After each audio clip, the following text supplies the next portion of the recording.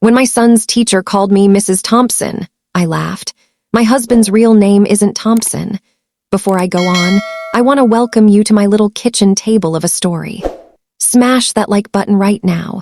Subscribe to this channel and drop a comment telling me where you're watching from.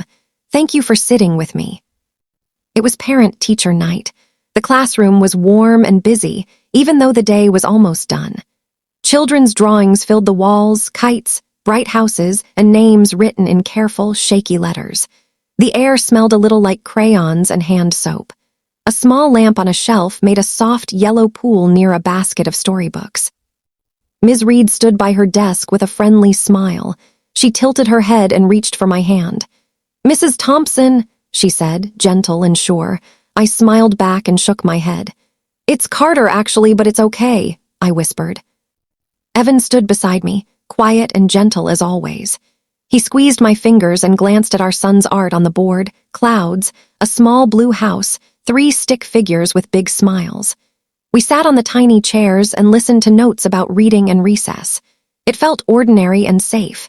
That small name slip felt like a breeze through a closed window. I want to tell you this like a slow evening walk. I am at my kitchen table now, with tea, speaking softly into the room. I wish I could hand you a cup and hear where you are tonight. Maybe you know the feeling when a simple thing sits down beside you and will not leave.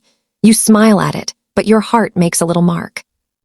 At first, I thought it was just a mix-up on paper, but the paper had a path. It would take me down a long, quiet hallway of old boxes and soft memories. It would bring me to a door my husband had closed with care, not with anger. Behind it was a name, a story, and a weight he had tried to carry alone. I want to start with our kitchen, because that is where most days begin and end. Our kitchen is small and bright in the morning. The window over the sink faces a maple tree, and the leaves move like a slow wave when the wind comes. The kettle sits in the corner like a little metal heart. When it starts to sing, I feel the day is ready. Evan hums when he washes the dishes. He does not hum loud. It is soft and steady, like a radio in another room. Sometimes I catch a tune I know, something old from his mother's time. He stacks the plates with care, taps the edge with one finger, and smiles without looking up. Noah's shoes live by the door on a little mat with tiny stars. They are small, with a scuffed toe where he rests his foot when he draws. He always leaves one sock stuffed inside the shoe and laughs when he finds it later. Seeing those shoes tells me he is here, safe and well. The rhythm of our days sits inside small things. Toast crumbs on the table that sparkle in the morning sun. A dish towel folded 3 times the same way. A cup of tea I warm again at noon because I forgot I already made one. A small pencil cup with Noah's markers, their caps lined up like little hats. We moved to this town a year ago. It was not a big change on a map, but to us it felt like a new chapter. The rent is smaller here, and the street is quiet. On the first day, Mrs. Patel waved from her porch with roses climbing over a fence. "Welcome," she said, like she meant the word. Our house is not large, but it fits us. The living room has a couch with one dip where Noah and I sit to read. The carpet has a round patch worn by a coffee table that must have lived here before us. I put a small plant in each window. Nothing fancy, just green and alive. Evan learned the creak in the stairs by the 2nd week. He steps over it when Noah is asleep. He is the sort of man who remembers which cup I like and where I left my keys. He helps carry in groceries, and he greets the cat who visits our porch as if the cat is an honored guest. There is a park at the end of the street. It has one swing with a chain that sometimes squeaks. Noah can finally pump his legs hard enough to swing alone. I stand behind him anyway, not pushing, just there with my hands open. Evan sits on the bench and hums, leaning back, watching both of us with that quiet look he has.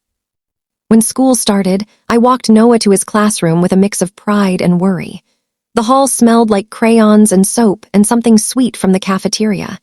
Ms. Reed met us with a warm smile and a gentle voice. "Welcome, Noah," she said, and crouched to his height, and he looked back at me with eyes wide and brave. Ms. Reed's classroom is a peaceful place. The cubbies are labeled with careful letters. The calendar has bright numbers, and the rug is a circle of colors. Noah hung his backpack on a hook and touched his name with a small hand. "That's me," he whispered, and I nodded. We learned the timing of the school day quickly. Drop off with small zippers and lunch boxes. Pick up with a wave, a paper or two, and a story about the playground slide. Ms. Reed sends emails with clear lists, reading log, picture day, parent night. Nothing is hard because she makes it simple. I handle most of the forms. It is a habit I brought from our old life. I like to know what is due and what is next. Evan sits with me sometimes at the table in the evening, one elbow on the wood, his eyes moving over the lines. He signs where I point and jokes that my check marks look like tiny birds. Our names are clean on those forms. I am Grace Carter. He is Evan Carter. Our son is Noah Carter. On the magnets on our fridge, I have a little strip with the Carters in neat letters. When I bought it at the hardware store, I smiled all the way home. It felt like a small, shining sign that we belong. Evan is kind to our neighbors. He carries Mrs. Patel's bags when her hands are too full of roses. He takes the trash bins out for the older man next door when the wind is rough. He teaches Noah how to hold a hammer and tap a nail, one slow tap at a time. He loves to do these small things. They are his way. About his past, Evan says very little. He calls it complicated. He says the word softly, like it might break if it hits a hard surface. When I ask about his father, he is quiet, and then he changes the subject. But when he speaks of his mother, Lena, his voice is warm. He talks about her hands, her tea, and the way she laughed even when money was tight. I have one photo of Lena that Evan keeps on his nightstand. She has clear eyes and a smile that looks like the start of a song. She is holding a pie, and Evan says she made it with almost nothing from the pantry, and it tasted like a holiday all by itself. He keeps that photo dusted. He says, "Mom," the way some people say home. After we moved, our weekends settled into a new rhythm. Saturday mornings are for pancakes and slow coffee. Noah mixes the batter and leaves a little flour on his nose. Evan flips the pancakes and hums something, always something I cannot quite place, and when I ask, he shrugs and says, "Just something I remember." Sundays we go to the library. Noah chooses a stack of books that is always taller than his hands can manage. Evan carries them to the counter and smiles at the librarian. At home, the books go on the coffee table in a cheerful pile. On Sunday evenings, we read until our eyes are heavy and the lamplight turns the pages gold. Life felt safe. It felt like the kind of safety that comes from routines that fit you. The laundry basket never stayed empty long, but I did not mind. There was comfort in folded shirts in a neat stack. There was comfort in the way sunlight moved across Noah's latest drawing and rested there, like it was pleased with his colors. The school emails kept a steady rhythm too. Notices about the book fair, photos of the art show, a reminder to send a clean shirt for picture day. I kept a folder on my computer named Noah School, and inside it, I kept everything with dates and little notes. It was not fussy. It just kept me calm. Sometimes Evan would lean over my shoulder as I typed on the school portal. He would point to the emergency contact section and say, "Add Mrs. Patel. She told me she's happy to help if we ever need her." He thinks of others, even when he is thinking of us. He is like that. He does not say it, but I see it. I remember the night we first saw Ms. Reed beyond drop-off. It was the parent-teacher meeting. I wore a sweater and brought a small notebook even though I knew I would not need it. Evan wore his calm smile. Noah's drawings filled the walls, and I felt a sting in my eyes because there was our boy, our life, in bright lines and colors. That was the night she called me Mrs. Thompson. I smiled and shook my head and said, "It's Carter." Ms. Reed's face went pink and she said she was sorry. I told her it was fine because it was fine. It was a polite mistake and the room was warm and Noah's picture of our house looked like a sky with a roof. We walked home under a soft moon. Noah went to bed without a fuss. I made tea and set the cup down on the table. Evan washed the 2 plates we had used for a late snack and he hummed. The sound was steady and familiar. "Small mix-up," I said, thinking of the name. "Must be," he said, and dried the plates with easy hands. He placed them back on the shelf with care, the way he always does. Then he turned and smiled at me like I was the only person in the room, which I was. I told myself it was nothing. Names are simple on paper but tricky in systems. Maybe the class list had one wrong entry. Maybe there was another family in the school with the last name Thompson. I shrugged and took my tea to the couch. The steam made a little cloud in the lamplight. But later, when I turned off the lights and walked up the stairs, I felt a small weight in my chest. Not a fear. Just a note, like the sound a glass makes when your finger circles the rim. A quiet ring that stays in the room after you lift your hand away. I told myself I was tired. I slept and woke to the kettle singing. The next few mornings were soft and slow, as usual. Evan hummed. Noah found a missing sock in a shoe and laughed. I packed a sandwich and a small apple and a little note that said, "You are brave." I wrote it in a colored pen, and Noah tucked it in his pocket like a secret whisper he could carry. Mrs. Patel waved as we passed her porch. "Good morning, dear," she called. Her roses sat heavy with dew. She asked about Noah's class, and I told her about the books they were reading. She told me she would bring over a plate of samosas the next day. "A little treat for after school," she said, and I promised to return the plate. On the school portal that week, I filled out a volunteer form for the fall fair. I typed my name, our phone numbers, and the times I could help. Evan looked over and said, "I can do the ring toss booth after work." He likes the simple games. He says they keep people smiling. I checked the box and clicked submit. Every night when the house is finally quiet, I stand in the doorway of Noah's room for a minute. He sleeps with his mouth just open, his fingers still curled. His drawing pad lies on the desk, a picture half finished. The last one he made was of a house that looks like ours, with a crooked tree and 3 people out front. He drew a tiny cat near the steps. It looks like the cat who visits. When I think of our life then, I think of soft edges. I think of gentle tones and the way we made space for each other. We had our habits, our jokes, our small daily thanks. It was enough. It was more than enough. It felt like a blanket I could pull up to my chin at night. And still, if I tell the truth, that small name mistake stayed with me, not as a storm, as a cloud that did not move. I told myself it was a thing that would pass. But the mind makes notes when the heart is quiet. Mine did. I did not rush to ask. I did not press. I simply kept that small ring of sound somewhere inside, waiting, listening. I do not blame myself for that. I do not blame him either.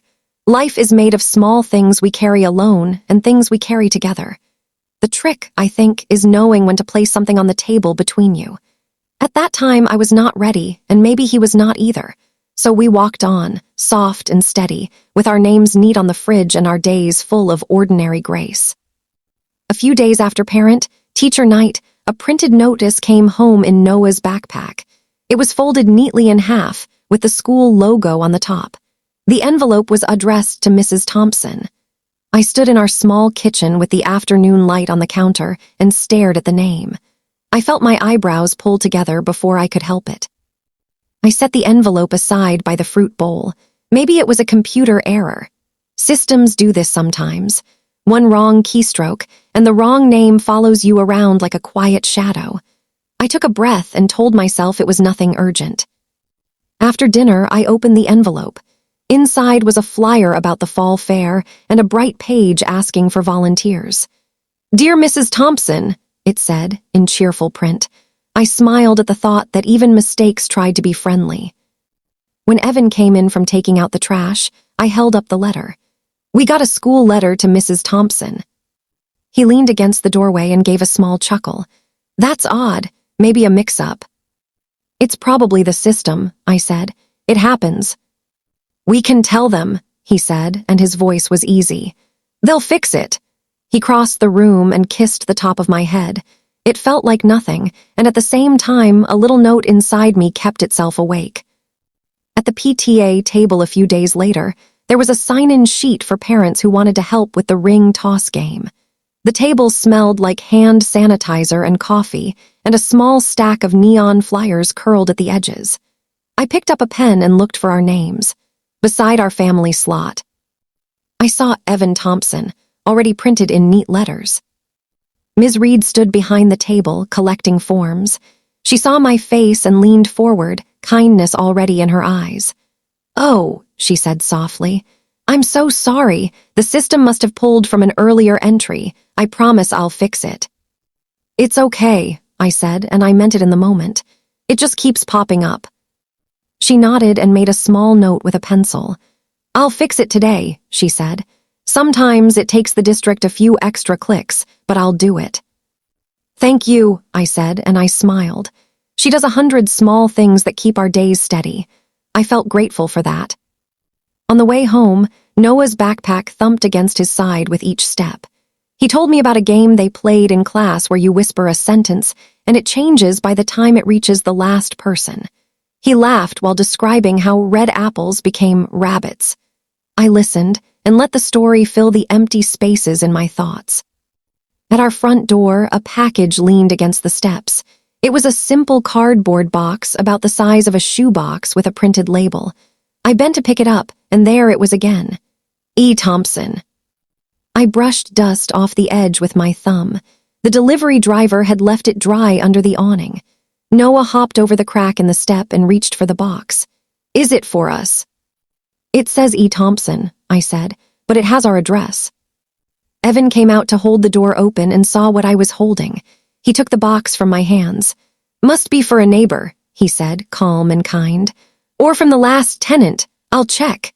He set it by the side table in the hall, not like a problem, just like a small chore he would do after we got settled. Noah kicked off his shoes by the little star mat and ran to wash his hands. The kettle started its small song, and I took 2 mugs down.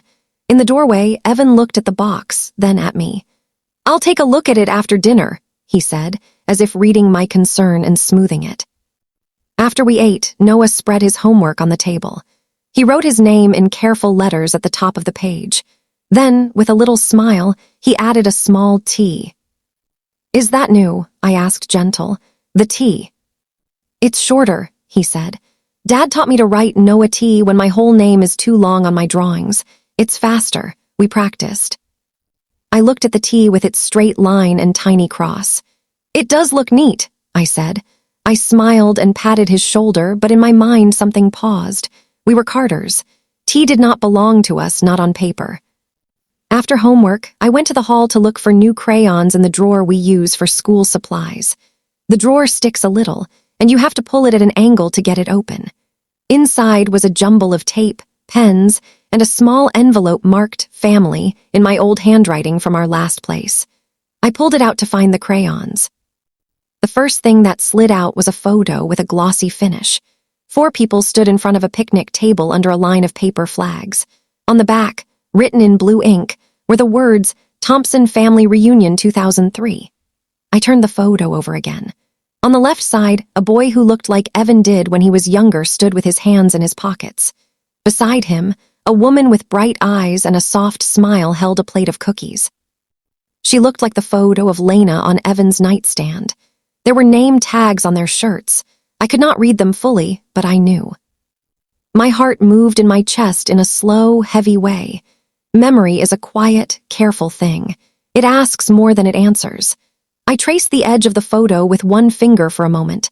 Then I slid it back into the envelope and set it on the counter.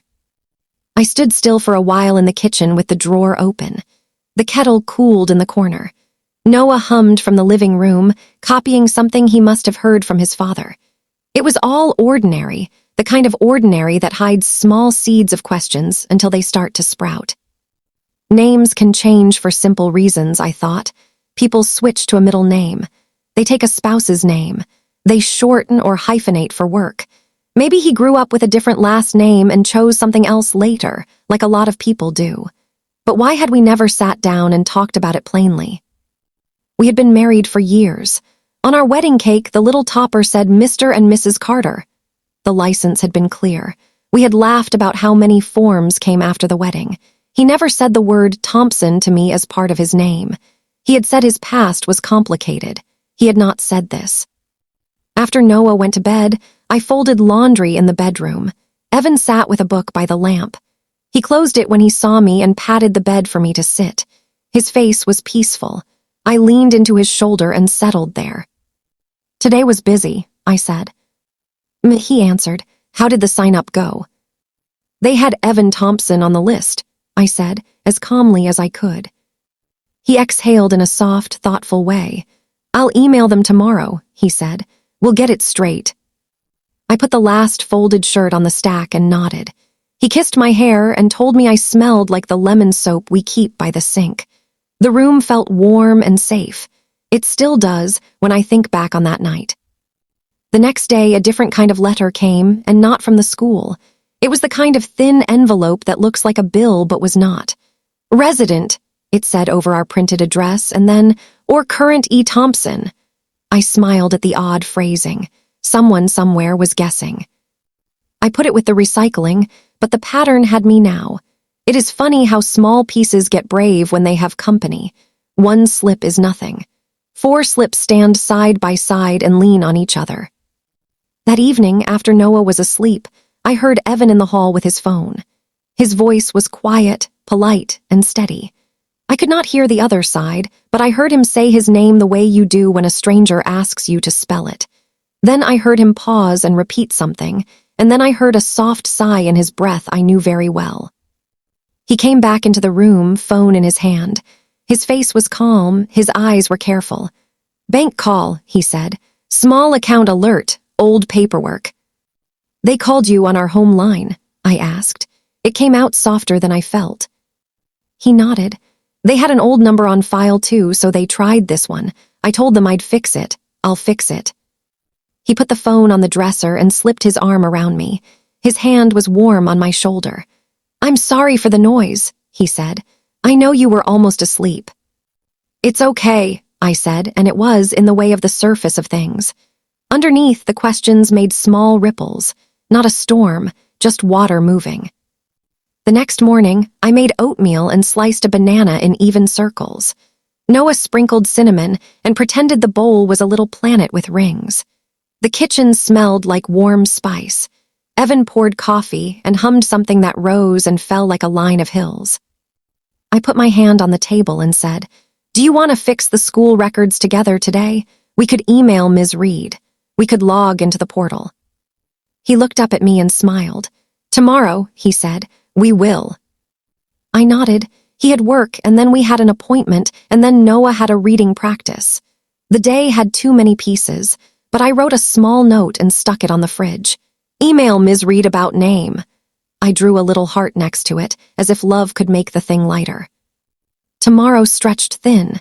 It reached into the next day and then the one after that. We were not avoiding it, not exactly. We were walking carefully around it, the way you do when you carry a bowl to the table and do not want it to spill. One afternoon, I volunteered in Noah's classroom for reading hour. I sat on the circle rug with 4 children. Each had a small book with a fox on the cover. Ms. Reed handed me a list to mark who read out loud. At the top of the list, in the corner, the classroom roster had a small code and the teacher's name. Beside it, in tiny print, it said Carter/Thompson family, like the system could not make up its mind. Ms. Reed noticed. She leaned close and whispered, "I am working on it. The district pulled some data from last year and it is being stubborn. I'm sorry." "It's okay," I whispered back. I meant it again because she was doing her best, but my heart took note without asking me. That evening, Evan brought the package addressed to E. Thompson out to the porch. He rang the doorbells up and down the steps of our building and asked in his friendly way if anyone was missing a box. No one claimed it. He checked the label again. "It might be for the last tenant," he said. "I'll drop it at the carrier tomorrow." He kept his word. The next afternoon, the box was gone. There was a small ink mark on his hand from the pen he signed with. He washed his hands and turned his face toward me like he was checking to see if that helped. "It happens," I said. "It does," he answered. Noah sat at the table and drew a picture of a rocket. He labeled the parts in small letters. He wrote Noah T at the top of the page and underlined the T. I smiled at him and asked what the T stood for again, as if I might have missed a new class project. He did not look up from his drawing. "Dad says if there are lots of Noahs in a class, it helps to add a letter. T is fast." "We use Carter at school," I said gently. "Your teacher calls us Carter." He nodded, his pencil moving. "Okay," he said. He drew a tiny window on the rocket. The T stayed on the page. I held his hand later when we crossed the street to the park. The sky had that low, soft look it gets right before dinner time. Evan walked a step ahead and kicked a little stone off the path so we would not trip on it. He turned and smiled at me, and everything I love about him was right there. It made me both peaceful and uneasy at the same time. That night, I opened the drawer marked Family again. I took the photo from the envelope and looked at it longer. The boy who looked like Evan had a middle school haircut and a cautious smile. The woman beside him, who I felt sure was his mother, wore a sweater even though the sun looked warm. On the picnic table in the background, someone had placed a sign that said, "Welcome home." How many names do we carry in a life? How many names are given to us, and how many do we choose? I put the photo back and closed the envelope. I felt a tenderness for the people in that picture I had never met. I wished I could ask the woman about the sweater and the pie and the way she said her son's name when he came in from school. Later that week, we sat together after dinner with the laptop open to the school portal. The login screen was simple and blue. Evan typed in his email. The system sent a 2-factor code to his phone. He read it out loud, and I typed it for him. We clicked through to the profile page. The names looked right to me on the first line, Carter. Then, in the corner, there was a small gray field that said preferred alternate name with Thompson faintly entered from somewhere long ago. It was like a quiet echo. Evan moved the cursor over it and hesitated. "Shall we delete it?" I asked. "Tomorrow," he said again, very softly. "I want to check something else first, so we don't break anything in the system." "Okay," I said, because he is careful with things. He does not rush. He closes car doors like they are made of porcelain. He saves old screws in a jar because he might need one to fix something. I understand that part of him like a second language now. The next day was parent volunteer training for the fall fair. The cafeteria smelled like coffee and floor polish. We sat on folding chairs while the principal thanked us for giving our time. On the sign-in clipboard at the door, someone had typed out all the names onto sticky labels in advance. Mine was right. Evans said, "Hello, my name is Evan T." He peeled it off and stuck it to his shirt without a word. He smiled at me like he might say something, then did not. The label looked like a small, friendly secret nobody asked about. Ms. Reed caught my eye from across the room and gave me a small, apologetic shrug. I nodded back and mouthed, "It's okay." It felt hard and kind at the same time to be the person who keeps saying it's okay. When we got home that evening, the living room was full of the warm yellow light that I love at that hour. Noah sat on the floor with blocks and built a tower that leaned like a shy child. Evan lowered himself down on the other side of the tower and started humming softly. Noah copied the sound, and the room felt like a little radio station playing the tune of our family. I settled onto the couch and folded my legs under me. "Do you want to email Ms. Reed tonight?" I asked. "I can write it, and you can add anything you want." He looked up at me from the floor. "Tomorrow," he said with a half-smile, "we will." I made tea and carried 2 cups back from the kitchen. I set one by his knee and watched the steam curl. The note on the fridge still waited there, patient as paper. I had drawn a second small heart beside the first. A few nights later, we were settling into bed when the phone buzzed again. Evan glanced at the screen and stepped into the hallway to take the call.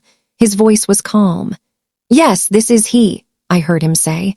Then, after a pause, "Thompson? Oh, that must be old paperwork. No, I go by Carter now."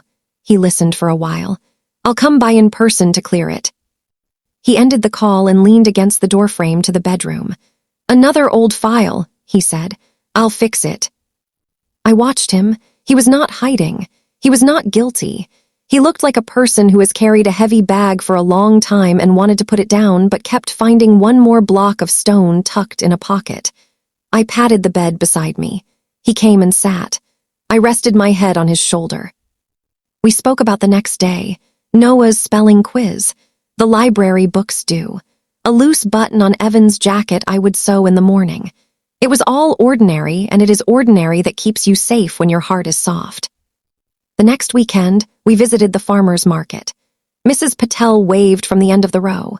She handed me a small bag of green chilies and told me how to slice them thin and fry them with onions to make the house smell good. Evan carried 2 apples in his hands and asked Noah to choose which one he wanted. Noah smelled them both like a judge in a fair and pointed. On the walk home, Noah skipped ahead and picked up a leaf shaped like a little hand. He held it to mine to compare sizes and laughed. Behind him, Evan slid his hand into mine and gave it a small squeeze, the kind that says, "I see you." In the afternoon, I wiped down the kitchen table and found a tiny pencil shaving that curled like a comma. I put it in the trash and looked at the fridge note about Ms. Reed. It felt like something I should just do myself. I opened the laptop and wrote a simple email. "Dear Ms. Reed, this is Grace. We keep seeing the name Thompson in the system. Could we please confirm everything is Carter? Thank you for helping. Warmly, Grace." I read it out loud to Evan before hitting send. He nodded and said, "Thank you, I appreciate you." She wrote back with her usual warmth. "Dear Grace, I'm sorry for the repeated errors. I have escalated it to the district database. I will follow up. Thank you for your patience and kindness, Ms. Reed." That night, Noah drew 3 name tags on a piece of paper and taped them to the wall near his desk. Mom, Dad, and me. He drew a small letter T in the corner of his own tag, like a secret signature. I did not say anything. I watched him work and loved him with everything I had. I thought about sitting down with Evan in that moment and asking, not accusing, just asking. I could imagine the way his face would soften, the way he would take a breath before speaking. I could imagine my own hands wrapped around a warm cup, steady, ready, but I did not ask. The day had been long. The night was already kind. Instead, I stood at the kitchen window and watched the dark settle on the street. The porch light across the way flicked on. A cat moved along the edge of the fence like a small boat. The kettle sighed on the stove, even though I had not lit the flame. I must have rested a hand there without thinking. Tomorrow, I told myself, we will. The next morning came with its own needs. Noah's shoelace broke, and we had to find the spare pair. Evan had a call he could not move. Then it was lunchtime, and then the afternoon came with a small rain that made the maple tree look beautiful and sad at the same time. The day folded itself away like a clean towel and was gone. On Tuesday, Ms. Reed sent an update. "We have corrected what we can," she wrote. "Some forms still show the old name in the notes, but the main file now reads Carter. It may take a few days to refresh." I thanked her and sent a row of grateful words that I hoped felt like a hug. Wednesday came with a school notice for families who wanted to share food at the fall fair. The email said, "Dear families," so it dodged the name trap by accident. I signed up to bring cookies. Evan volunteered to help with the ring toss, like he had promised. He wears a volunteer badge like some people wear a medal, lightly, with pride hidden under the surface. On Thursday, a second package came. It was a thin, flat envelope from a service we had used once in our old neighborhood. "Evan Thompson," it said, formal and smooth. This time I held it for a long moment. Then I handed it to him. He looked at the envelope and then at me. "Old account," he said, almost a whisper. "I'll close it." "Okay," I said. I went back to the sink and ran the water. I watched the soap bubbles form small mountains and slide down to nothing. The sound of the water covered my thoughts like a blanket. That evening, Noah brought me a drawing to sign for the school art wall. He had written his first name bold, then put a small dot where a last name might be. He said, "Ms. Reed says it's okay to use just our first names on the wall. It keeps it simple." He smiled like the problem had solved itself. I admired the drawing and kissed his forehead. His hair smelled like the sun. I thought about simplicity. I thought about truth. I wondered if they always walked together, holding hands, or if sometimes they chose different sides of the street and waved to each other from a distance. Friday night brought quiet, and with it a tired softness. Evan and I sat on the couch after Noah had fallen asleep. We watched a cooking show where people made bread that rose like a miracle. At a commercial break, I turned down the volume and turned to him. "We keep seeing it," I said. "Your old name, I want to help clear it if you want me to." He looked at me, really looked, and his eyes were tender. He took my hand and held it. "Tomorrow," he said, and this time his voice carried a little more weight. "We will." I leaned my head on his shoulder. I let the quiet carry us to the end of the hour. I felt the ache of the small things gathering, making a gentle pile in my chest. I also felt the love that was as real as the couch under us, as warm as his palm against mine. Tomorrow stretched again. It did not snap. It did not break. It just reached and reached like a rubber band pulled across days. We woke, we ate, we went to the park. The maple leaves began to turn at the edges. The air grew thin and crisp. I tucked my hands into my sleeves as we stood at the gate and watched Noah swing, higher now, almost high enough to frighten me. Evan stood close and hummed an old tune that felt like home. I told myself one more time that names can live in many places and still point to the same person. I told myself that paper can be wrong while a heart is right. Both things are true. Even so, when the phone rang that night and someone on the other end asked for Mr. Thompson, I looked at Evan's face and saw a story I did not yet know. And I knew, as clearly as I know the sound of the kettle, that soon, very soon, I would ask him to tell it to me.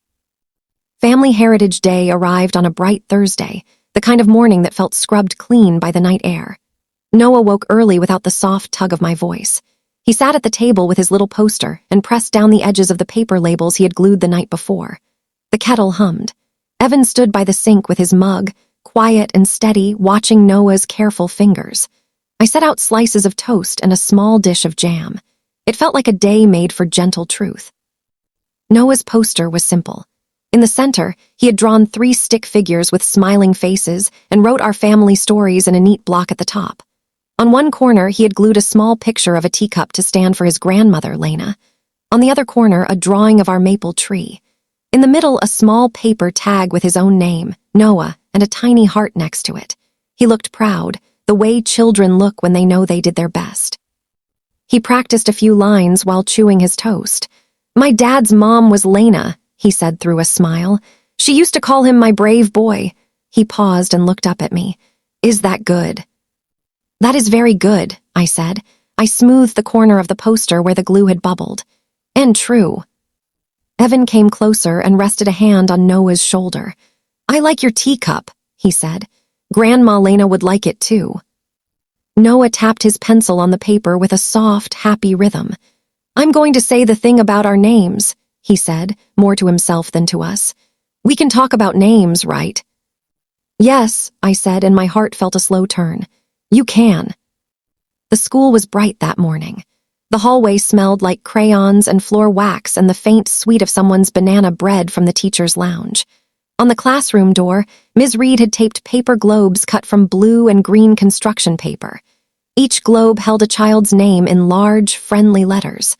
"Welcome to Family Heritage Day," the banner read. "We are made of stories." Children arrived with their posters and small trinkets in shoe boxes. A girl in a yellow sweater carried a wooden spoon from her grandmother. A boy with serious eyes held a folded flag someone had stitched by hand. Ms. Reed moved from family to family, smiling, bending, reading, guiding little hands to the right wall space. The room glowed with the warmth of effort and the scent of fresh glue. We found our spot by the window where the light fell kindly. Noah hung his poster with 2 strips of blue tape and stood back to look, the way he sees his drawings in the way only he can. Evan knelt and adjusted one corner so it did not sag. I watched them and held the small safety pins Ms. Reed had given out for name tags. Mine said Grace in simple black. Evan's said Evan. Noah's said Noah in bigger letters in case his shyness needed a lift. When it was time, we all gathered on the rug. Parents lined the edges. Children sat cross-legged in a bright half-circle. Ms. Reed spoke softly, the way she does when she wants children to feel safe. "Today," she said, "we will share stories about our names and about who loves us. We will listen with our eyes and our ears and our hearts." One by one, the children went to the front. A child named Mateo said his name came from his grandfather, who carried the same name across an ocean. A girl named Lily said her name was chosen because her mother saw lilies outside the hospital window the day she was born. A boy named Amir said his name meant prince, and he smiled and said, "I am not a real prince, but my mom says I am in our house." The room was gentle and quiet. Each story rested softly on the old classroom carpet and stayed there. Evan's hand found mine without looking, the way his hand always does when something tender is happening. I looked at him and saw the whole span of our shared life in the lines of his face, as if it had been drawn there. Then it was Noah's turn. He stood slowly and held his poster in both hands like a small flag. He looked at me first and then at Ms. Reed. She gave him a smile that said, "You can begin." He cleared his throat and spoke in a voice that was small but steady. "My name is Noah," he said. "I like my name because it sounds like a boat." A few children giggled softly like ripples. "My mom is Grace. My dad is Evan. My dad's mom was Lena. She used to call him my brave boy." He paused and glanced at his father. Evan's eyes softened to something tender and bright. Noah took a breath. "My dad's family had a name called Thompson, and we have Carter now." He looked down at his paper for a second. Then he lifted his chin a little, unsure and proud at the same time, like a bird testing its new wings. "Both are our family," he said, and then he smiled in the way he smiles when he finishes a puzzle. The room held a soft silence. It was the respectful kind, the kind that fits around a child's effort like a warm coat. Ms. Reed nodded and said, "Thank you, Noah. Thank you for sharing your family with us." She placed a small sticker of a star on the corner of his poster. Noah's shoulders lowered, and he took a breath that sounded like relief. Other parents spoke quietly among themselves as the next child prepared to share. I felt a warmth in my chest and a small ache too.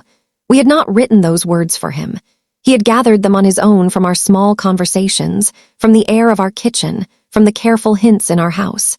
He had made it into a truth he could carry. After the sharing, we stood and drifted toward the tables by the back windows where small plates of cookies and cups of lemonade waited. The light landed on the sugar like tiny crystals. Children pointed at each other's posters. Parents bent over photos and asked gentle questions.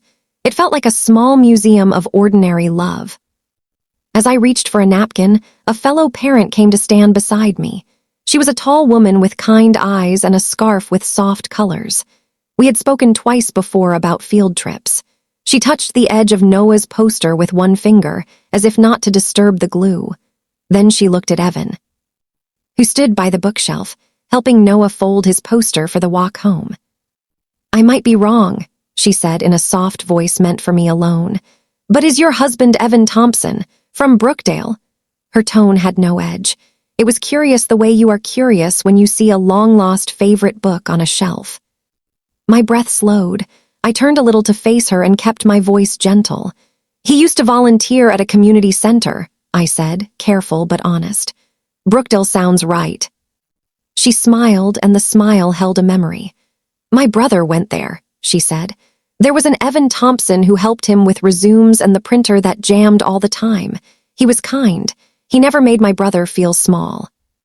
The past had been invited into the room, and it had accepted. It stood near the lemonade with a plate of cookies and waited for me to see it. I felt both grateful and unsteady. "Thank you for telling me," I said. My voice surprised me by sounding normal. She nodded and lifted her cup. "Tell him we say hello," she said. "From Brookdale." Then she moved away, as light and easy as she had come, to help her child wipe a drop of lemonade from a cheek. Evan sensed me watching him and turned. His eyes found mine across the noisy middle of the room, and something quiet passed between us. Not fear, not even shock, more like the feeling of a door finally letting in the air that had been waiting outside for a long time. On the drive home, Noah hummed in the back seat, a tune from the classroom songs Ms. Reed plays before lunch. He swung his feet and told us about a boy's wooden spoon and a girl's tiny flag. His words tumbled and made small, soft hills in the air. Evan held the steering wheel with both hands. He did not grip it hard, but his fingers were still.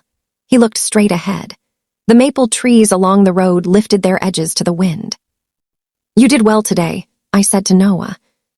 "I was brave," he said with a little pride. "Like Grandma Lena said." "Yes," I said, "like that." Evan's jaw shifted once, a small movement only someone who knows him would see. "You were wonderful," he said to Noah, his voice low. "I am proud of you." The rest of the drive was quiet. The stoplight at Maple and 3rd seemed to take longer than usual. A dog crossed the street with a careful, old walk. A boy on a scooter raced the red light and lost, but smiled anyway. I watched the side of Evan's face and loved him so much in that moment that it made me both strong and tender at once. At home, Noah took his poster to his room and leaned it against the wall near his desk. He said he wanted to keep the star sticker safe for a while before he stuck it in his notebook. He asked for an apple, and I sliced it thin, the way he likes, and sprinkled a little cinnamon on top. He took the plate and hummed again, a soft little sound that made the house feel full and small at the same time. I rinsed the cups. Evan stood by the window and watched the street without seeing it. I dried my hands on a towel and touched his elbow. "Tea?" I asked. "Yes," he said. He did not move, but his voice came back to me. "Please." I set the kettle on the stove and turned the knob. The fire made its small blue flower and breathed. I put 2 cups on the table and a small dish of sugar in case the day had been bitter. The kettle's whistle rose in a slow curve, like something that wants to speak but is still deciding how. We sat, the tea steamed. The house went quiet, even with the softness of evening sounds outside. I waited. He waited. I do not know how long we sat like that. It was not empty. It was a waiting that had respect in it. I reached out and took his hand. It felt warm and familiar. "Evan," I said, keeping my voice as soft as the light on the table. "I found a picture, Thompson family reunion." He closed his eyes for a moment, just a moment. "I know," he said. The words came like a breath he had held for too long. "Is Thompson your old name?" I asked. "Is there something you wanted to hide?" He looked at me then, really looked, and all the careful years lived in his eyes. He did not rush. When he spoke, his voice was almost a whisper. "It was my name," he said, "a long time ago." We sat with that for a while. The kettle cooled. The tea grew softer in its cup. A car passed outside with its radio low. I felt sadness rise and settle, not like a storm, more like a tide that knows where the shore is. "I don't want to push you," I said. "I want to know you." My hand was still on his. He nodded once. "I want that too," he said. "I will tell you, I will, not tonight, I want to begin the right way." He drew in a slow breath.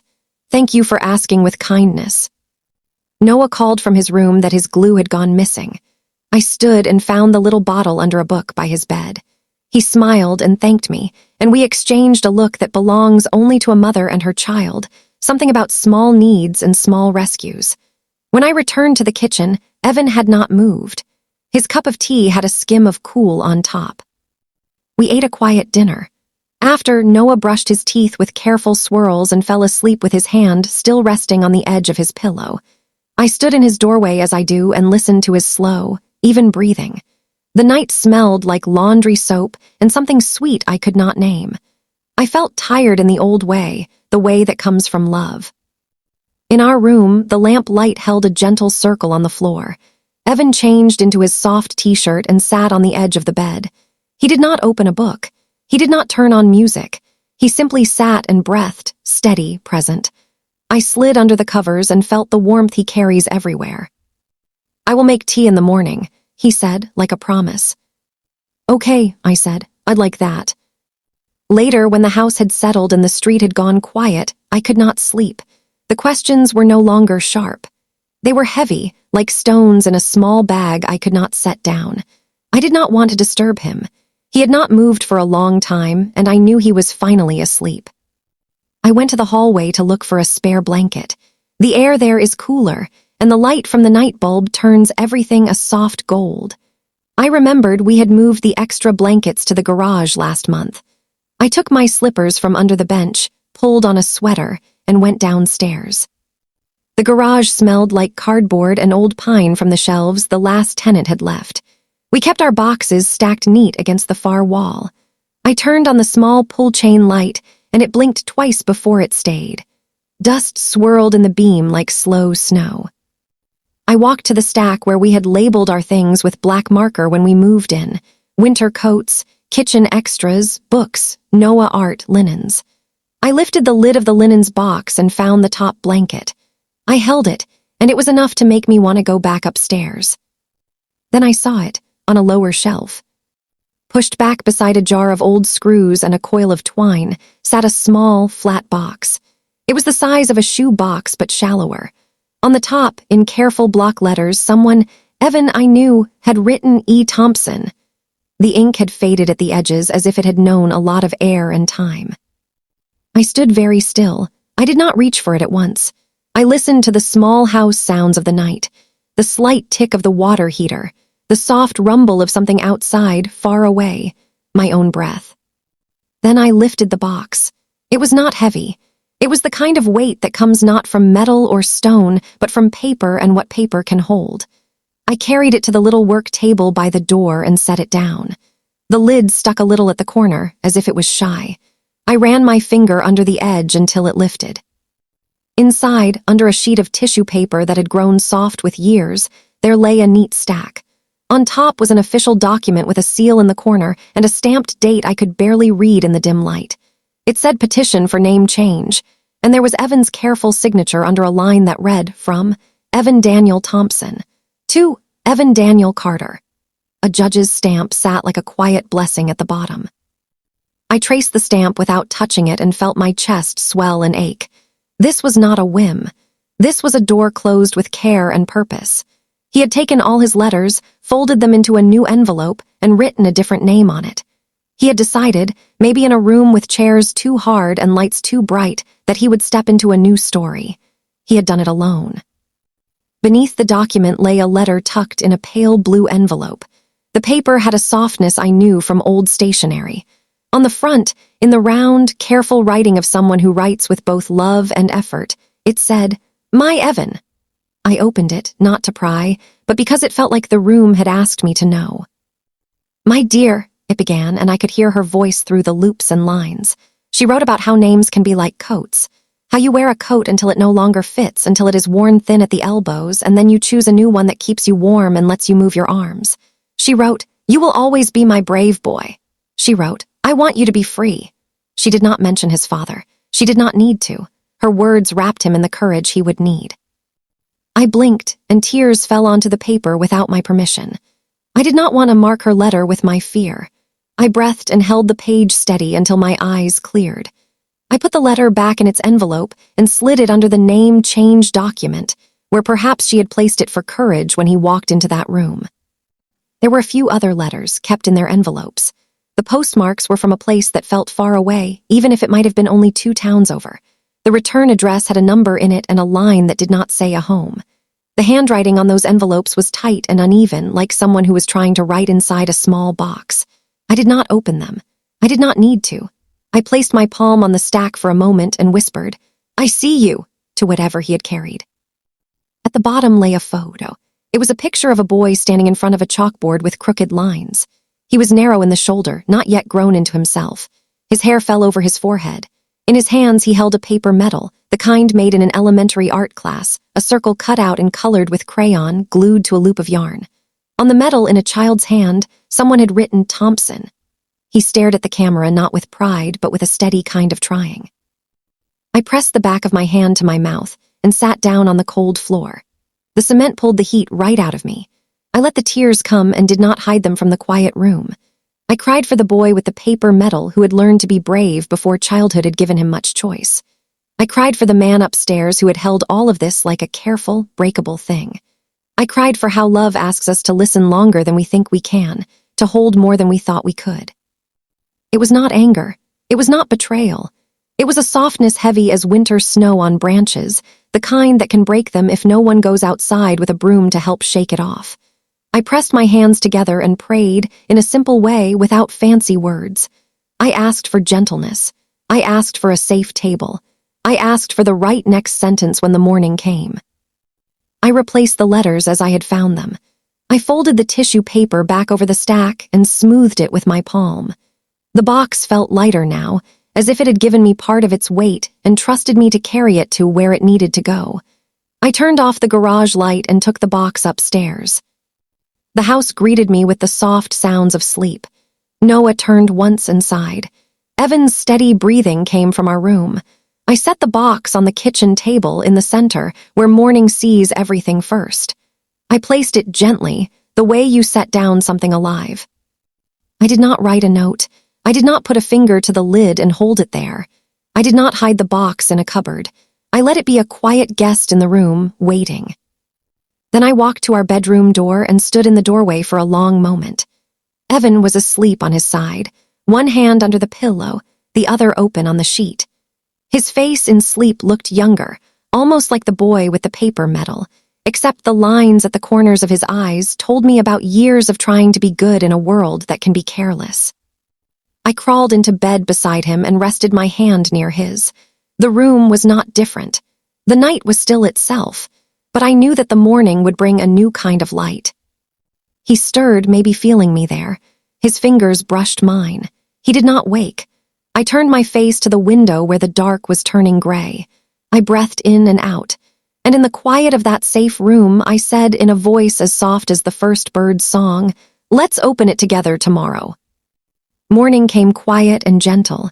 The light touched our kitchen in soft gold. The kettle made its small song on the stove. 2 cups waited on the table. Between them sat the box. Evan came in with slow steps. He looked rested but serious. He pulled out a chair and sat across from me. His hands were clean and still. He placed one finger on the edge of the lid. We did not rush. We let the steam rise. We let the room breathe. I could hear Noah moving in his room down the hall. I could hear a bird outside the window testing the morning. Evan opened the box and looked at the top paper. He did not lift it. He already knew what was there. He folded his hands and looked at me. His voice, when it came, was calm and low. "I was born Evan Thompson," he said. "That was my name first." He glanced toward the hallway, then back at me. "My father was troubled," he said. "Sometimes unkind, sometimes gone." He paused and held my eyes. He watched to see if the words would scare me. They did not. I reached across the table and touched his wrist. He nodded and kept going. "My mother, Lena, was the one who held us," he said. "She worked wherever they would take her. She wore the same coat 3 winters in a row. She made tea every night, even if it was weak. Her hands were warm. They made everything feel possible." He smiled a little then, and the smile was made of memory. "She would braid my hair when it got long. She would hum when she sewed a button back on my shirt. I can still hear the hum sometimes in my head, even now." He slid the letter from the blue envelope a little to the side, like he wanted to show me, but not yet. "There were nights when my father came home with noise," he said, "and there were nights when he did not come home at all. Either way, it was work to sleep. Mom would pull me close in the morning and say, 'You are my brave boy.'" He lifted his cup and took a sip. It was a simple motion. It meant he was ready to tell me more. It meant he trusted the morning. I let my hands go still and listened with all I had. "When I was old enough to take the bus by myself," he said, "I found the community center in Brookdale. They had a place for homework. They had a shelf of used books. They had a printer that jammed all the time. I stayed after school to help fix it. Someone showed me how to unroll the paper and start again." He smiled again. It reached his eyes this time. "I liked helping," he said. "I liked that feeling of making something work. I began to show up every day.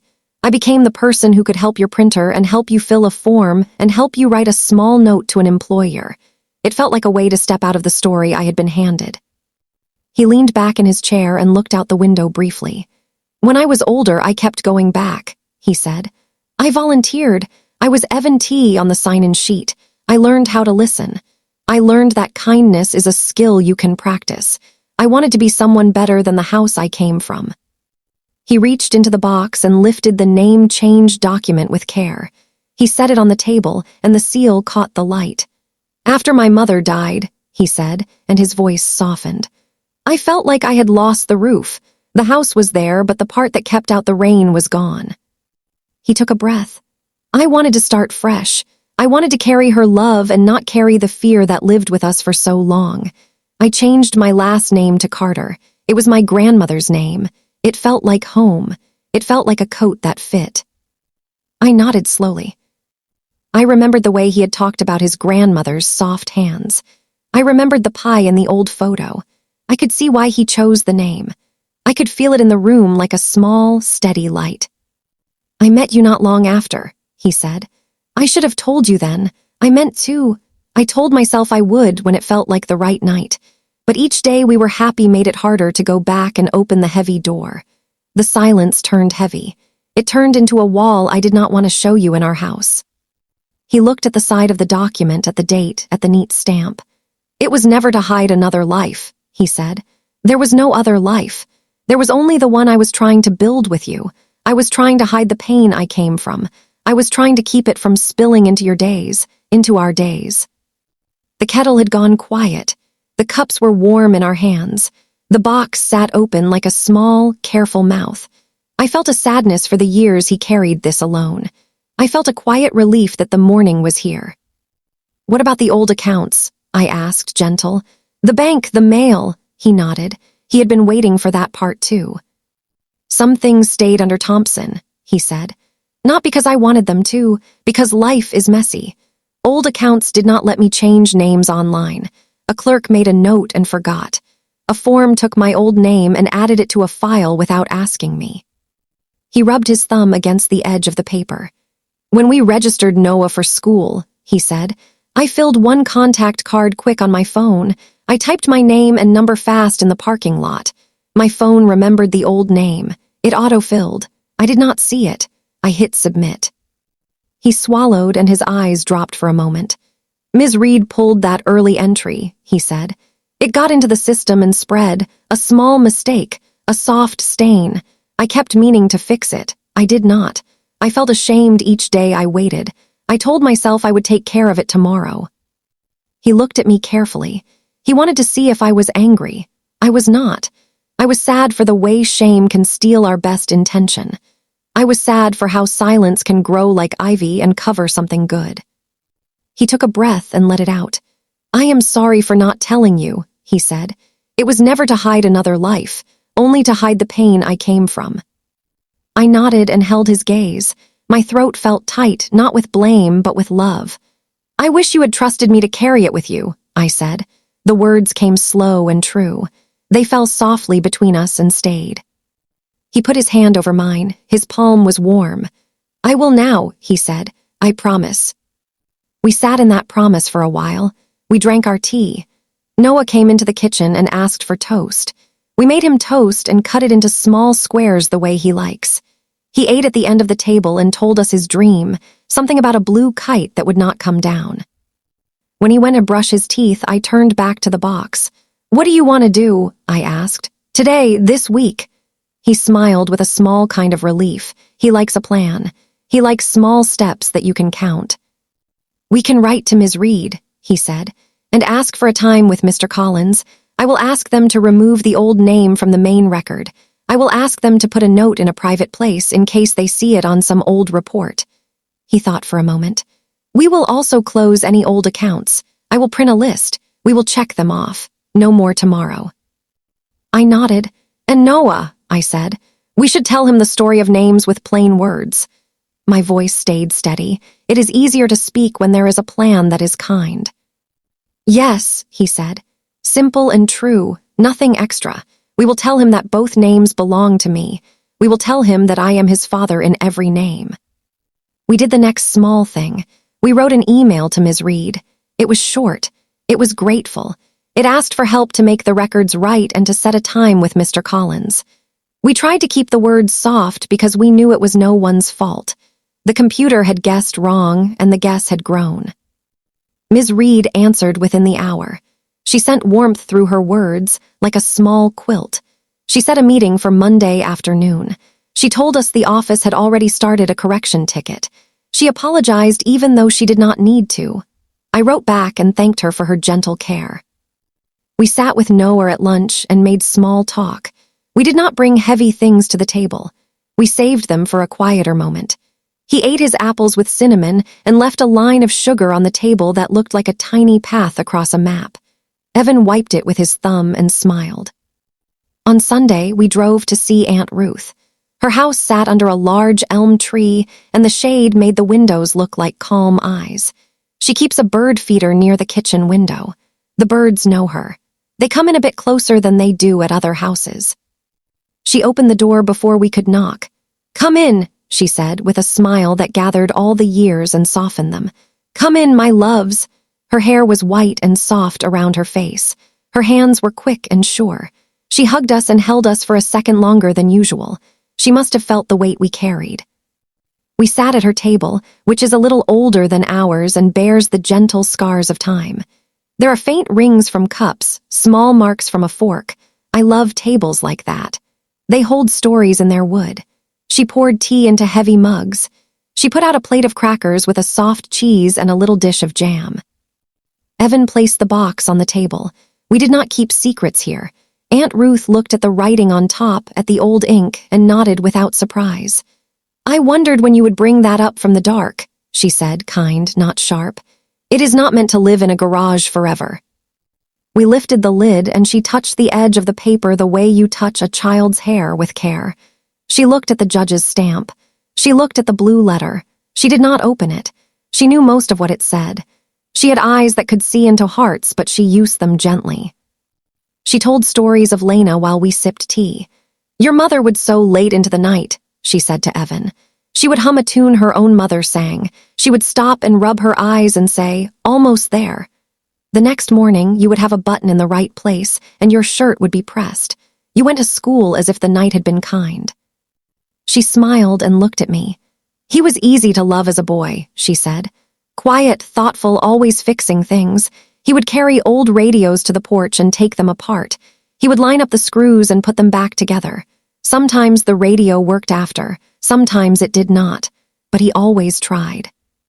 We laughed and wiped our eyes in the same breath. That is how it is with true stories. They make you full in more than one direction at once. Aunt Ruth reached for our hands and squeezed them. "Your mother said something to me once," she said. "We were mending a coat. She said, 'A name is a coat. It keeps you warm, but you are the person inside.'" She looked at Evan. "You changed your coat, dear. You did not change your heart. You could never." Evan's eyes filled, and he did not look away. He let the tears sit there. He has learned how to let a feeling stay. He took a breath and squeezed Aunt Ruth's fingers in return. Aunt Ruth stood and went to a small cabinet in the corner. She took down a wooden box that smelled faintly of cedar when she opened it. Inside were spools of thread and buttons. She lifted the spools out and set them on the table like little soldiers. She held the box for a moment with two hands and smiled. "This was your grandmother," she said. "It kept thread safe for many years. Maybe now it can keep something else safe." She slid the empty box toward us. "For your names," she said, "for your truth." We thanked her in the way you thank someone for something that is both small and large. We finished our tea. We looked at old photos and told simple jokes. We remembered Lena's laugh. We let the old name and the new name sit together in the room like two guests who know they both belong. The room did not break. It grew full and sure. On Monday afternoon, we went to the school office. Mr. Collins met us with a careful smile. He is a man who chooses his words with respect. He led us into a small meeting room with a round table and a plant in the corner that looked well cared for. "I am sorry for the error," he said. "I know how tiring it can be when small mistakes repeat. We have corrected the main record. All new mail will say Carter. We have also removed the old name from any public fields. We can put a note in a staff-only section that says your former name, in case an old document with that name appears, so there is no confusion. Would that be acceptable?" Evan looked at me and I nodded. "A simple note is fine," I said. "We prefer not to put it on any public list. We want clarity for our son. We also want to be respectful of the past." "Of course," Mr. Collins said. "We will keep the note private. I will send you a copy of the update. If you see anything else in the future, let me know and we will fix it." Ms. Reed sat with us and gave us a little smile that said she had been on our side the whole time. We thanked them both. We shook hands. We walked back down the hall and the smell of crayons and floor wax felt friendly again. A girl waved at us through the classroom window with both hands, even though she was not our child. It made me laugh. That evening, we told Noah. We did not make a ceremony out of it. We sat at the kitchen table after dinner with our cups and his glass of milk. He swung his legs and looked at us with open eyes. I spoke first. "Dad had a different last name when he was a boy," I said. "He changed it when he grew up to start fresh." Evan nodded. "Both names belong to me," he said. "But the person you love is the same. I'm always your dad." Noah looked at us in that serious way he has when he is taking things in. He thought for a moment, then his face softened. "So I can draw you with 2 name tags?" he asked. We smiled. "Yes," we said together. He nodded, pleased with the idea. "Can I draw Grandma Lena's teacup too?" he asked. On the same page. "Yes," Evan said. His voice held a quiver that could only be love. "I would like that very much." Noah drew the 2 name tags at his desk and taped the paper to the wall near his bed. He drew a small teacup and colored it a warm brown. He added steam that floated up like a soft line. He labeled the tags Thompson and Carter, and he wrote Dad above both. We let the room be quiet for a while after that. We did not rush to say anything else. Children know how to close a new truth in their hands and hold it for a while. He went back to playing with blocks. We listened to the soft click of wood. Later that week, when the house felt calm and steady again, we held our small nomming ritual. We cleared a space on the coffee table. We brought out the cedar box Aunt Ruth had given us. The room smelled faintly of wood and tea and something sweet from the street outside. I wrote THOMPSON on a slip of paper in clear, simple letters. Evan wrote Carter on another. We folded each paper in half. We did it slowly, with care. We placed them side by side on the table for a moment so we could see them both. Then I wrote EVAN on a third paper. I wrote it bigger. I pressed the pen a little harder without thinking, as if the person needed to stand strong over the names. I held the paper up and looked at him. He smiled and nodded. We put the 2 last names into the cedar box first. They looked small and neat. Then we placed EVAN on top. Evan closed the lid with his fingers and rested his hand there. Noah put his hand on top of his father's hand. I placed mine over both. We stood like that for a moment, around a small wooden box on a coffee table, in a living room with a worn couch, in a house that knew us. It was not a big moment if you looked at it from the street. It was everything if you stood where we stood. We let Noah slide the box under our bookshelf. He did it slowly, careful not to bump the spines of the books. He turned to us and smiled a gentle, proud smile. "It can live there," he said. "It will be safe." "It is not hiding," I said, and my voice surprised me by sounding both soft and sure. "It is keeping safe." We ate dinner on the floor that night, picnic style, because the table was full of loose photos from Aunt Ruth's house. Noah told us a silly joke he had heard at school. We laughed until he laughed with us. Evan hummed while he washed the plates, and I knew the tune this time. It was the tune his mother had hummed while she sewed. He did not have to say it. I just knew. We made a list of old accounts on a yellow pad. We called the bank. We closed a small account at a store we no longer used. We asked a service to change the name on their mailing list. Each time, we crossed a line through an item. The pad looked lighter at the end of the week. So did Evan. Ms. Reed sent us a note to say the school would be careful at the fall fair. The labels for volunteers were set to print Carter on all. She asked how Noah was doing. I wrote back and told her he was drawing name tags. She sent a little smile in return, through words alone. I went to the bookshelf before bed and looked at the small space under it. I knew the cedar box was there even though I could not see it. I did not need to pull it out. I liked knowing it lived in our house the way quiet truth does, close enough to touch when needed. We were not new people. We were the same family with more light in the room. I still stood in Noah's doorway and watched him sleep with his hand curled. Evan still stepped over the creek in the stairs. The kettle still sang in the morning. But now, when the teacher called my name at pickup, she said Mrs. Carter with the ease of true things, and I felt a sense of rightness that settled deep. Some nights, Evan and I sit with tea and say nothing. We do not need to. He will reach for my hand, and I will give it without looking. I will feel the shape of the promise he made in the way his fingers rest. I will remember the boy with the paper medal. I will picture the man at the printer, unjamming the paper, rolling it back in, starting the job again. We are not done. We will never be done. Life keeps handing us forms to fill and letters to open and names to speak. But now we have a way to place things on the table between us. We have a cedar box. We have words that fit, spoken in simple sentences that do not hurt. One evening, as the sun went down, Noah brought me another drawing. It was of our house, with the maple tree out front. 3 small figures stood by the door, holding hands. Above each figure was a name tag, drawn in bright color. 2 tags sat above Evan's head. Both had little hearts. "Will this be okay on the wall?" he asked. "Yes," I said. "It is more than okay."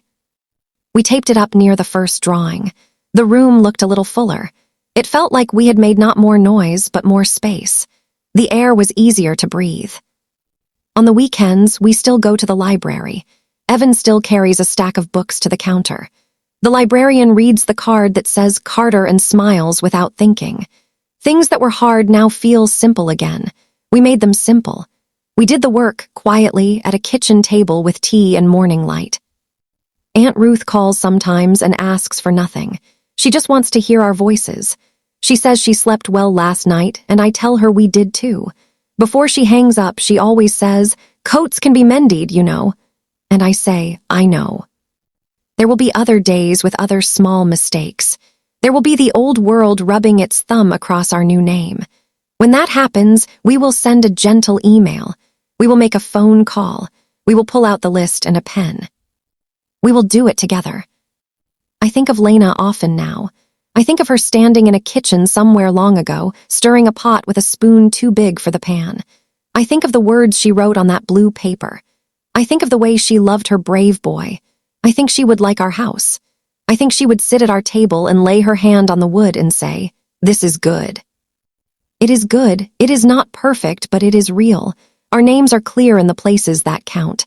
Our stories are kind in the way we tell them. We hold our son with the same strength that once felt scarce. We let the past come in when it knocks, and we give it a chair. We do not let it run the house. At night, when the street is quiet, I sometimes open the fridge and look at the magnet that says the Carters. It makes me smile. It is a small thing. It is the right thing. It shines just a little in the light from the hall. Then I turn off the lamp. I smooth the folded blanket at the end of our bed. I listen to the steady, soft breath that tells me the man I love is sleeping. I sleep too, with my hand near his on the sheet, and I feel, even in dreams, that we have told the truth and made a safe place for it to live. The days grew slow and calm again. Emails began to arrive with Mrs. Carter in the greeting, simple and right. The classroom door opened with the same friendly smile from Ms. Reed and the same smell of crayons and soap. At home, our kitchen light glowed warm at dinner, turning the plates a gentle gold. I could feel the house settle into itself, like a book closing softly after the last page is read. Our routines returned to their quiet rhythm. Evan still stepped over the creek in the stair at night. He still hummed when he washed the dishes, old tunes that felt like a bridge between what was and what is. Noah still left one sock in a shoe and laughed when he found it later. I wiped toast crumbs from the table each morning and felt grateful for crumbs, for mornings, for the ordinary. Sometimes I paused at the bookshelf and rested my hand on the floor where the cedar box lived, safe and near. I did not pull it out. I did not have to. It was enough to know that our truth had a place in our home, a chosen place, not a hiding place. That knowledge made the air feel easier to breathe. I began to think of names in a new way. Names can be coats we wear in winter or windows we open in spring. Both can be true, depending on what the day needs. What makes a home is not the coat or the window. It is the truth we are brave enough to place on the table and share. Some evenings I speak to you in my mind, the way I did at the start of this story. I speak as if we are sitting at the same kitchen table, hands wrapped around warm cups. I want to say this as a friend. We can love someone with a past without making them explain it all at once. But we can also ask for truth with a soft voice and steady eyes. Secrets do not keep us safe. Love does. There will still be small mistakes in the world. One day, a postcard arrived with the old name and I felt a small sting. I showed it to Evan and he smiled gently. "We will fix it," he said, and we did. We make a phone call. We send a kind email. We put a line through another item on the list. We do it together, and that is what matters. At school, Mr. Collins waved when he saw us in the hallway, a little reminder that people can be careful and kind. Ms. Reed asked about Noah's drawing and said she liked the 2 name tags above his dad's head. Life at school returned to reading logs and library days and the smell of glue on art afternoons. The door opened with the same smile, and we stepped inside with lighter hearts. On Sunday, Aunt Ruth called to ask how we were. She said the birds at her feeder had become brave enough to eat from her hand. She laughed and said, "They must sense I am harmless." I told her we were well. Before she hung up, she said, "Remember, coats can be mended." I said, "I know," and I did. At night, when the house is quiet, I stand in Noah's doorway as I always do. He sleeps on his side with one hand curled, his breathing slow and sure. On the wall above his desk, he has taped the drawing of our 3 name tags, Dad, Mom, and him. In the corner, he drew a tiny box and colored it gold. He did it carefully, not too bright, a soft gold like a kept promise. I look at that little square and feel something settle inside me, gentle and deep. Sometimes I think of Lena then. I picture her bending over a table with a needle and thread, humming a tune that now lives in our kitchen. I picture her writing, "My Evan" on blue paper and tucking courage into a letter. I think she would be glad to see our small rituals, our careful words, our choice to keep the past safe without letting it run the house. I think she would approve of the gold box in the corner of a child's drawing. If you are listening and carrying your own quiet questions, I want to leave you with this. A real family is not made from one perfect name. It is made from the courage to tell the truth, to listen with kindness, and to stay. It is made from cups of tea at a kitchen table, and small steps taken together, and gentle promises kept in the ordinary light of day. Thank you for sitting with me and letting me share our story. Thank you for your patience and your kind ears. Tonight, I hope you take a slow breath. I hope you forgive something small, even if it is only your own delay in telling a hard truth. I hope you sleep with a soft heart and wake ready to try again tomorrow. And if you need it, picture a little gold box under a bookshelf, holding what is tender and true, safe and near. Good night.